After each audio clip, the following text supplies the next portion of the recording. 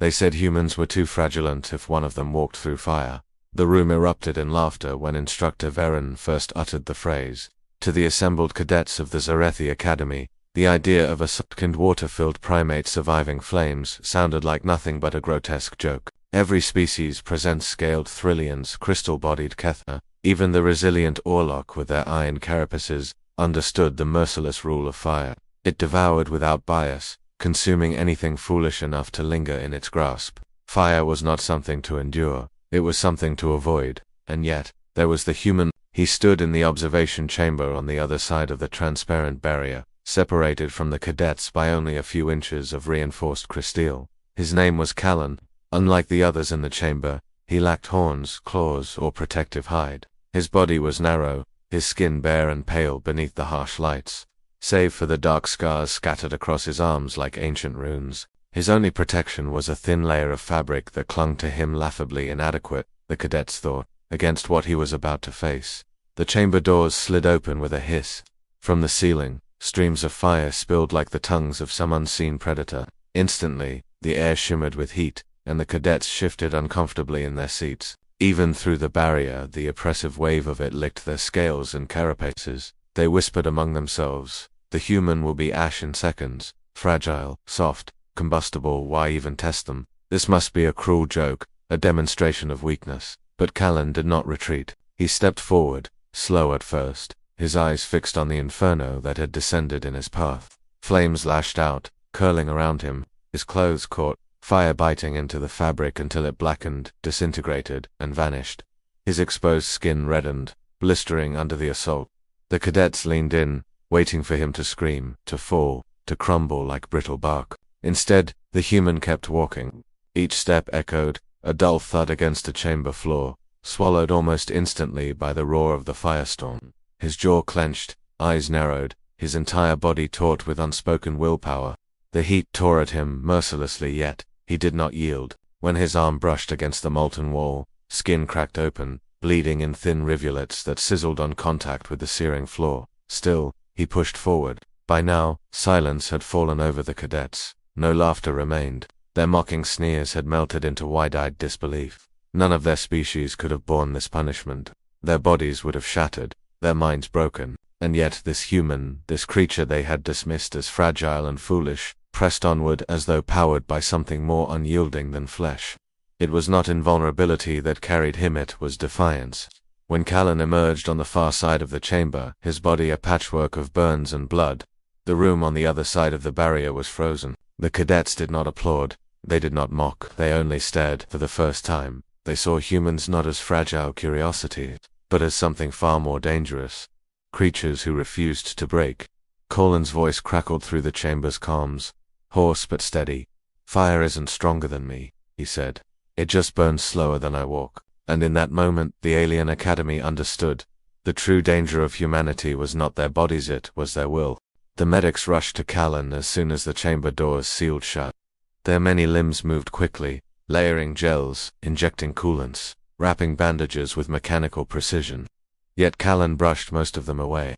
His breathing was ragged, but his voice, though weak, was unwavering. "I'm fine.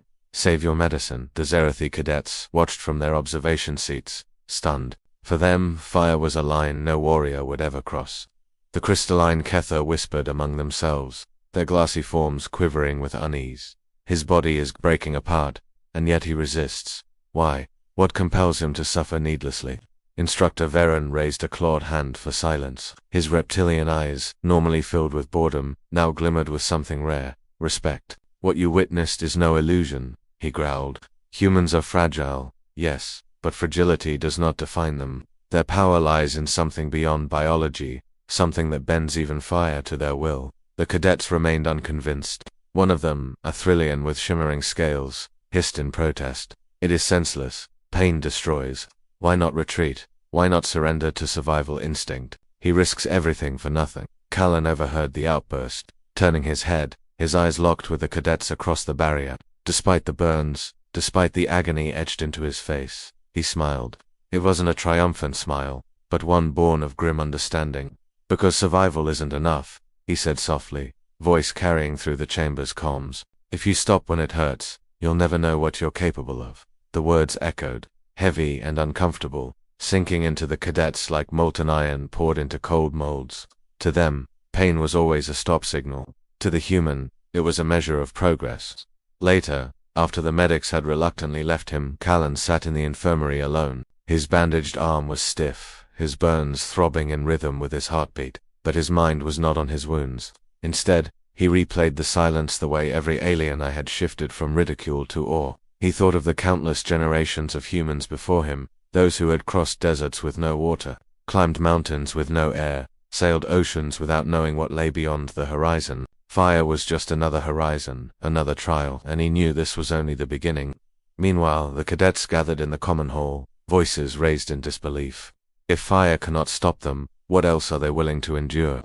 What kind of species chooses pain instead of retreat? Perhaps they are not fragile. Perhaps they are terrifying. One Ketha cadet, their crystal body humming with unease, whispered the thought no one else dared to voice aloud. What happens when a species like that decides we are their enemies? The question lingered in the air, unanswered, but heavy with dread. 2 days later, the cadets assembled again inside the vast training dome. This time, there was no mockery, no laughter at the lone human. The chamber was filled instead with hushed anticipation, a silent curiosity laced with unease. Callan arrived late, his arms still bound in bandages, his steps uneven, yet his posture was steady, his gaze unbroken. The burn scars peeked through the fabric like angry red rivers, but he wore them without shame. Instructor Veron's gravelly voice cut through the silence. Today's lesson is endurance. You will face the trial of ashes. In these chambers, heat, pressure, and smoke will test your lungs and strength. Many of you will collapse before the end. That is expected. Murmurs spread among the cadets. The trial of ashes was notorious, even among the hardiest alien species. Most endured only half the course before surrendering. Few completed it. The cadets lined up at the starting gate, their alien bodies shifting nervously. The gate split open with a thunderous hiss, revealing a blackened labyrinth bathed in orange light, smoke billowing like a living thing. Callan was the last to step inside. The moment the heat hit his face, memories surged back, flames licking his skin, the smell of burning flesh, the scream he had refused to give. But instead of retreating, he inhaled the searing air and smiled grimly. Fire didn't stop me then. Smoke won't stop me now. Inside the labyrinth, the conditions were brutal. The walls glowed faintly, heat radiating like a furnace. Clouds of ash swirled, clawing at throats and eyes. Even the strongest cadets coughed, stumbled, and faltered. Their protective scales and hardened carapaces did little against the choking black haze. Yet Callan pressed forward. His lungs burned, his bandaged arm ached with every step, but he moved with deliberate rhythm. Each cough was a beat in a greater song of survival. Cadets began to collapse one by one. A towering reptilian fell to its knees, claws scraping the floor. A crystalline Ketha shattered under thermal stress, its shards carried out by medics. Even the Thrillian who mocked Callan earlier retreated, gasping for air. But the human kept walking, slowly, methodically, like a man carrying the weight of history. From the observation deck, the silence of the watching cadets was palpable. No one dared mock him now. Instead, they stared in growing disbelief as the fragile creature they once ridiculed trudged through the trial. His bandages blackened with soot, his body swaying but unbroken. At last, Callan stumbled out of the exit gate, collapsing to his knees. His chest heaved like a dying engine, but his eyes gleamed with stubborn fire. Instructor Veron approached slowly, talons clicking against the metal floor. He bent low, his voice low but thunderous in meaning. The trial of ashes was meant to humble you. Instead, you have humbled them. Callan forced a grin, coughing ash from his lungs. Guess fragility isn't as fragile as you thought. The hall erupted not in laughter, but in uneasy silence. For the first time, the cadets didn't see a human as prey or curiosity. They saw him as something far more dangerous, a creature that refused to break. The aftermath of the trial of ashes spread like wildfire through the academy's halls. Whispers followed Callan everywhere he went. Where once there had been laughter and taunts, now there were furtive glances, hushed voices, and silence heavy with respect and fear. Some cadets avoided him outright, unable to reconcile what they had seen. Others watched him with wide eyes, struggling to understand how a being so soft, so breakable, had walked through the same trial that had broken them. Callan, meanwhile, bore the attention with quiet weariness. His arm was stiff, his skin blistered, His lungs still rasped from smoke, but he endured. Pain was a companion he had long since stopped trying to escape. Instructor Verone, however, was not finished testing him. One evening Callan was summoned to the instructor's chamber. The massive Thrillian sat behind a curved obsidian desk, his glowing eyes narrowed. "Do you know why I keep pushing you, human?" Verone asked, his voice low and cutting. Callan stood stiffly, unflinching despite the ache in his body. "Because you want to see me break." A rumble of amusement shook the chamber. "No, because they," Verone gestured to the academy outside, "must understand what you are. To them, fragility means weakness. But you," he leaned closer, his breath hot and metallic, "you carry fragility like a weapon." Callan didn't fully understand, but the words stayed with him. The next trial came unexpectedly. A simulated battlefield was prepared, a vast arena of shifting terrain, roaring winds, and fire traps designed to mimic war on volatile planets. Cadets were grouped into squads, pitted against one another in a brutal survival exercise. When the teams were announced, Callan's squad groaned audibly. None wanted him. Fragile, weak, a liability in battle. But orders were orders. And so, when the gates opened, Callan ran with them into chaos. Explosions lit the sky, metal shards rained down, and alien cadets leaped into cover with ease, born of hardened bodies. Callan, slower, softer, was left exposed. He ducked into craters, used debris as shields, moved not with raw power but with desperate cunning. Then came the firestorm. A wall of synthetic flames surged across the field, designed to scatter squads and test survival instincts. Aliens screamed as the heat drove them back. Many retreated behind energy shields, cowering as their protective barriers struggled to hold. But Callan didn't stop. He ran through the fire.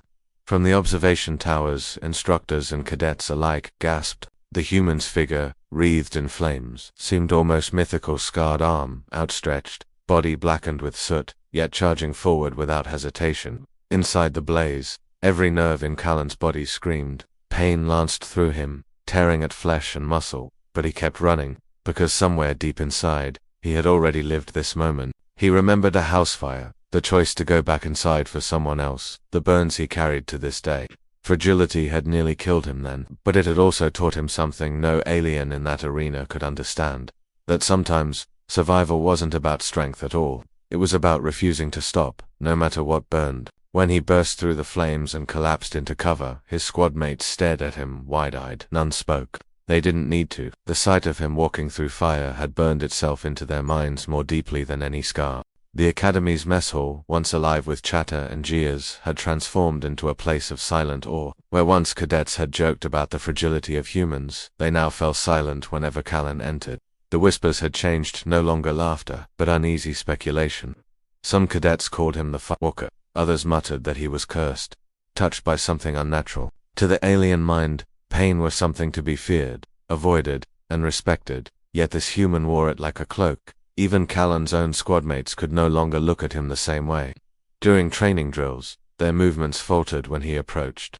They whispered behind his back, not with mockery, but with the same reverence one might show to a storm. Callan noticed. He hated it. He never wanted to be worshipped or feared. He only wanted to prove he could stand beside them, not above them. But the academy itself seemed to have different plans. Instructor Verone announced the next phase of training, the Gauntlet of Ruin. A trial designed not for strength, but for breaking morale. It was a labyrinth of shifting platforms, collapsing bridges, and endless simulated injuries. A place where cadets would learn not only how to fight, but how to fail. Cadets paled at the announcement. Many dreaded the trial, for it was said that even the strongest walked away broken in spirit. But when Callan heard it, his jaw clenched with quiet determination. Another fire, he thought, and I'll walk through it, too. On the day of the gauntlet, the observation decks were full. Even instructors who rarely attended came to watch the fragile human who refused to shatter. The gauntlet began brutally. Platforms cracked and dropped without warning, sending cadets tumbling into safety nets below. Smoke blinded eyes. Pressure fields crushed bones. Illusions projected wounds so real that many collapsed in terror. Callan moved differently. Where others cursed or screamed, he gritted his teeth and pressed forward. His body wasn't faster or stronger, but his will carried him step by step. Then came the moment that silenced the crowd forever. A platform collapsed beneath him, and Callan fell. His arm struck the edge, the sickening crack audible even through the observation glass. Gasps filled the chamber as he hit the lower level. clutching a very real, very broken arm. For any alien, that would have been the end. The pain alone would paralyze them, their bodies shutting down to protect themselves. But Callan pushed himself up with his good arm, teeth bared, eyes burning. He staggered forward, broken arm dangling, each step carved out of pure defiance. The cadets watching trembled. They couldn't comprehend it. Pain this intense should have ended him. Instead, it seemed to fuel him. Callan didn't make it to the finish line that day. His body gave out long before, but the image of him walking, broken and bleeding, refusing to surrender even as his body failed, became etched into every mind present. That night, whispers spread through the academy. They said humans were fragile, but fragility that refuses to break is more terrifying than strength. The academy's leadership convened in the high chamber, their towering figures gathered in a circle of obsidian seats. Normally, such councils discussed strategy, interstellar treaties, or resource wars. But tonight, they spoke of one thing: the human. Holofeeds replayed scenes of Colin's trials, his bandaged figure stumbling through smoke, his body wrapped in fire, his broken arm dragging as he walked on, unyielding. "This is impossible," one commander hissed. "Pain of this magnitude should incapacitate him," another replied, voice shaking. "Perhaps that is what makes him dangerous. He does not stop. He does not obey the laws of flesh." Instructor Varen, standing in the shadows, rumbled low. "He is fragile, and yet he is the most unbreakable creature I have ever seen."